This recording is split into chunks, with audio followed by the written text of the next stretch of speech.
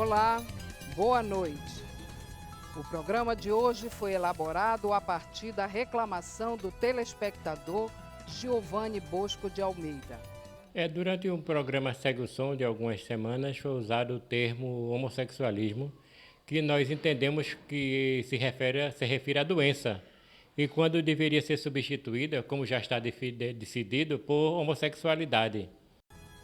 A ciência já chegou à conclusão de que a mente humana se nutre de símbolos linguísticos, palavras que descrevem e contribuem para a manutenção de uma realidade comum a todos.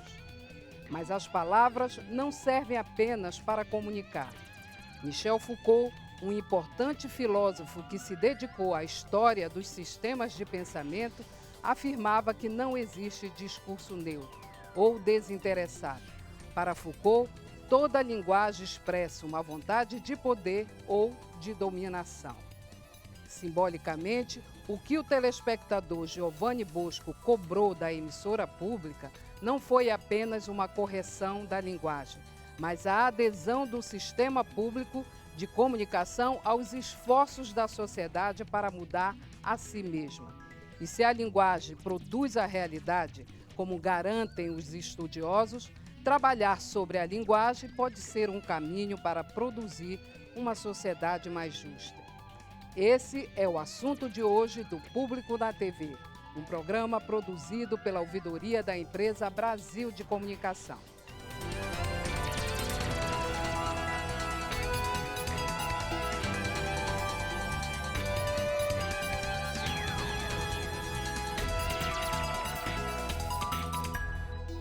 Abolir referências discriminatórias da linguagem virou sinônimo de ser politicamente correto.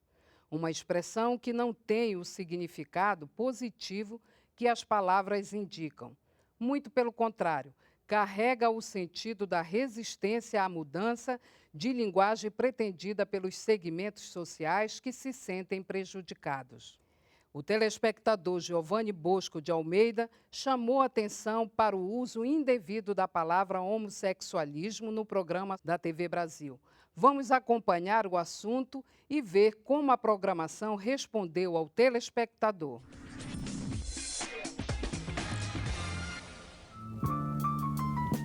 Numa noite de insônia saí, procurando emoções diferentes.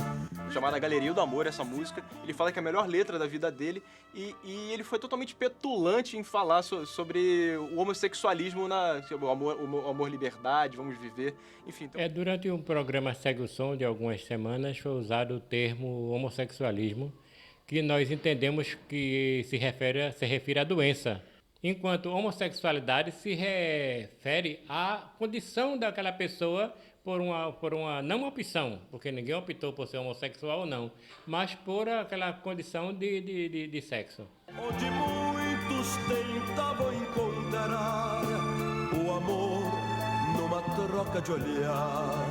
Então, Giovanni, agradecemos a sua participação e também a sua audiência para o Segue o Som. Em relação à terminologia, né, do termo homossexualismo e homossexualidade, não há incorreção no uso do termo homossexualismo, mas a gente entende toda essa luta histórica, política, que foi travada contra o preconceito. Discutindo aqui com a equipe do Segue o Som, inclusive com o Mariano Marovato, apresentador do programa, que citou o termo, nós achamos muito mais, reflete muito mais a nossa posição o uso do termo homossexualidade.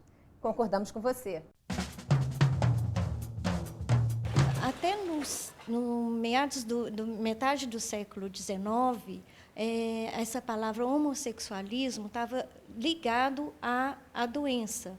E com os estudos, com a Organização Mundial da Medicina, chegou-se à conclusão, à reflexão que homossexualidade não é doença.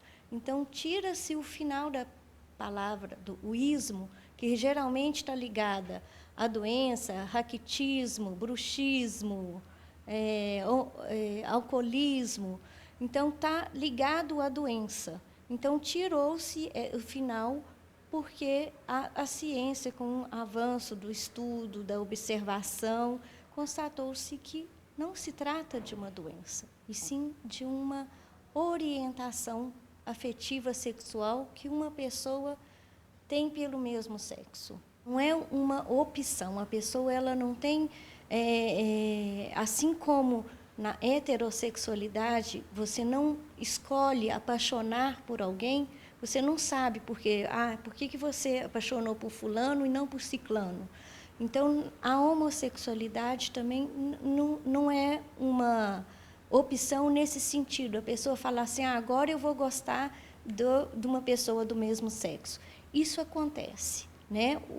A afetividade pelo mesmo sexo, o amor pelo mesmo sexo, a paixão acontece naturalmente, não é que eu escolho aquilo. A manifestação do Giovanni nos dá a oportunidade de dialogar com o público e com os produtores de conteúdo da TV Brasil sobre uma demanda sutil, mas que pode provocar mudanças de comportamento na sociedade.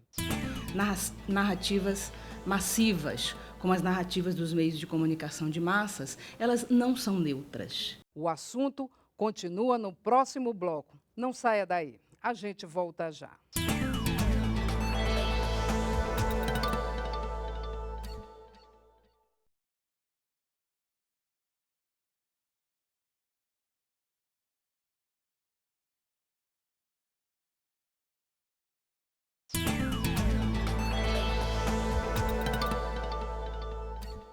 Bom, tem muitos termos que não se usam mais assim, mas historicamente, se a gente for ver, já tinha mongoloide, mongol. Às vezes a gente, no sentido pejorativo, ainda percebe em alguns ambientes.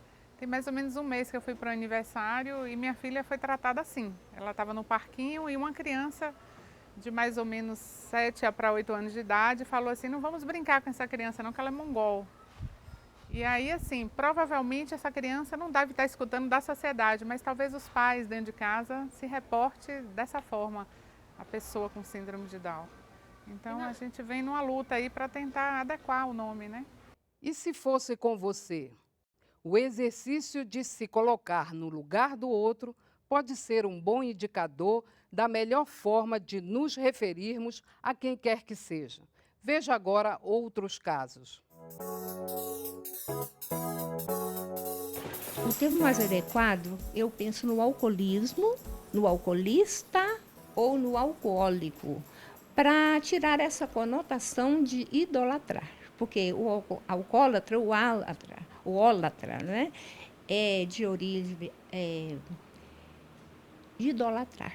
E, na verdade, a maioria deles, ou quase todos, não idolatram, porque eles são aprisionados, né? E são destruídos pelo álcool, estão mais ali como um cativeiro, né? E não é uma adoração, não é uma idolatria, né? E esse termo tão pequenininho, ele destrói muito trabalho que é feito, às vezes com muita terapia. O aidético. Não precisa isso. Diz que eu vivo com AIDS, mas não diz que eu sou uma aidética. Por exemplo, o leproso. Eu falo leproso porque a gente trabalha com os rancenianos aqui, né? E que destrói a pessoa. Você é leproso, afasta de mim. Você é aidético, afasta de mim que eu corro risco também. Entendeu? Como se nós fôssemos uma bomba a explodir a qualquer momento. E a gente tem que imaginar o outro. Denegrir nada mais é do que tornar negro. A reorganização do uso tende a contribuir também para a reorganização das estruturas de pensamento que têm legitimado a prática de racismo no Brasil. Nunca utilizar a questão do portador, porque a deficiência não é uma coisa transitória, assim como o telefone celular, a cédula de identidade, que nós portamos e às vezes deixamos em casa, deixamos no trabalho. Então a deficiência, nós não fazemos isso. Nem também deficiente, não é? Porque o trabalho que essa pessoa executa, a atividade que essa pessoa executa, não é uma atividade deficiente, é uma atividade tão eficiente quanto qualquer uma de nós, pessoas sem deficiência. Então é importante, anote aí, pessoa com deficiência.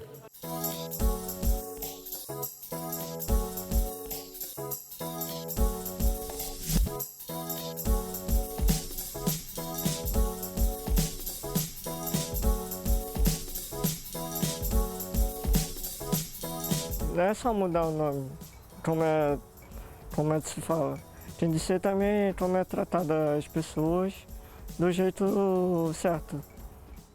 A mídia é um megafone que desempenha um papel pedagógico na sociedade, mesmo não sendo essa a sua função. Através da mídia, muitos comportamentos são aprendidos e o modo de olhar o outro e o mundo sofre uma certa influência. Veja na entrevista.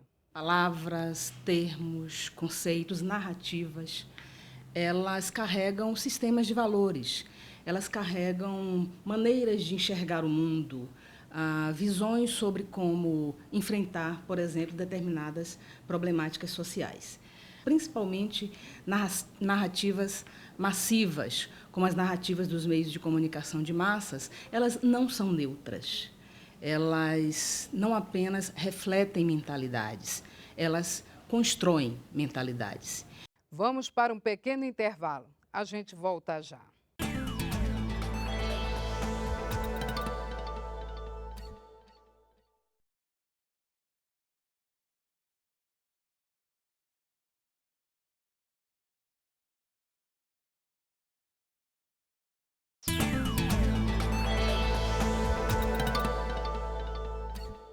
Neste bloco, você vai conhecer um pouco mais sobre os efeitos da linguagem no nosso cotidiano com a doutora Viviane Rezende.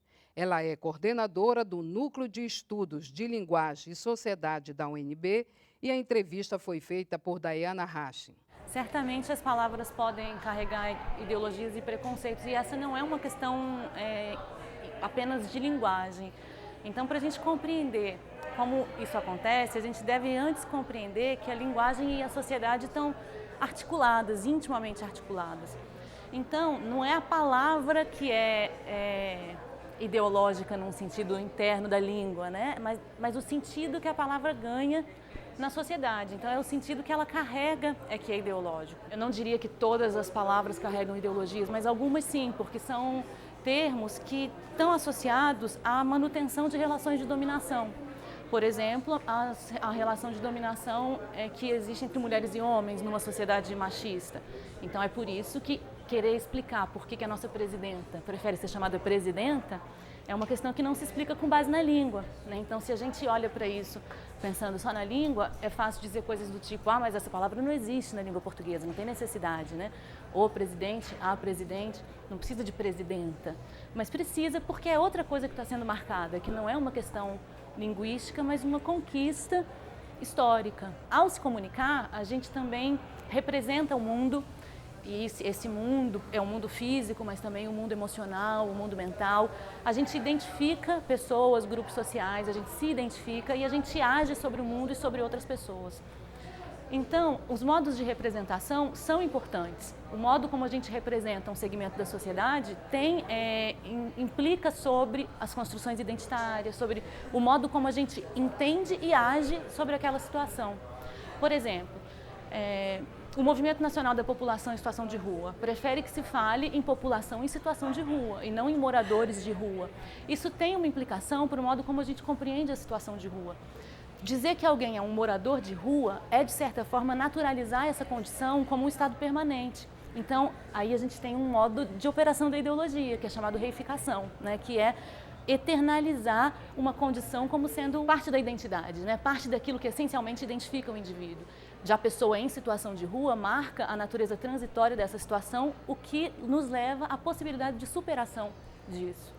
Como não há uma resposta para essas questões que seja de base linguística, então não adianta ir buscar na gramática ou nas teorias de linguagem uma orientação sobre que palavras usar e que palavras evitar. Então eu penso que a televisão e as redes de comunicação, especialmente as públicas, não é?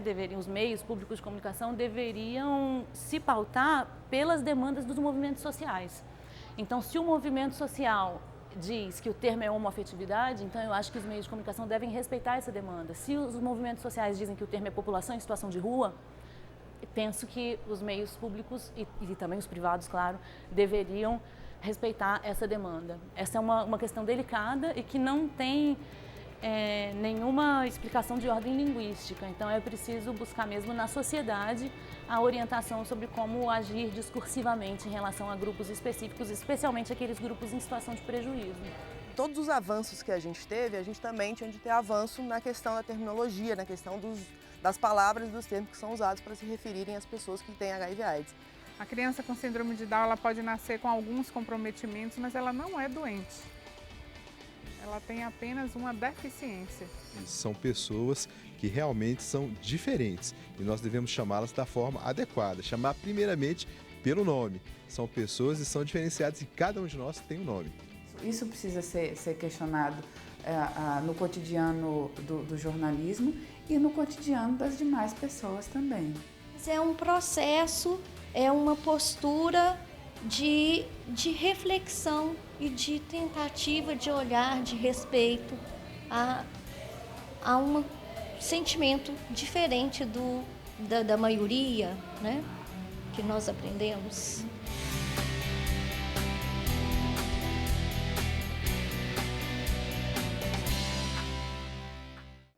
A ouvidoria agradece ao telespectador Giovanni Bosco de Almeida e a todos os que contribuíram para a reflexão trazida nesta edição. Eu tenho certeza que a TV Brasil está cumprindo um papel de emissora pública e que está levando a educação aos brasileiros. Antes de encerrarmos, gostaríamos de fazer um convite. A ouvidoria da EBC estará promovendo o Colóquio Internacional de Ouvidorias de Comunicação Pública nos próximos dias 24 e 25 de junho, no Espaço Cultural da EBC, em Brasília. O tema principal é a prática do direito do cidadão à informação e à comunicação.